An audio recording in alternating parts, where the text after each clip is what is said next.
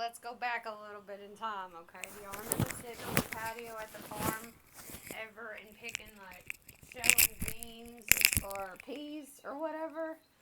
Well, anyway, so today he also took all his onions and garlic and he peeled them all, cut them all up.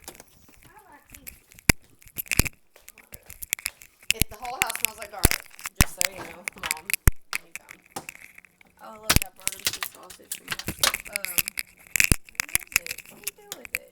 He usually puts it in weird stuff, like these petri dishes that we're all growing things. Like, I don't know if there's a science experiment going on in here, y'all, or, I mean, if we're like, who knows? Oh, there it is, look.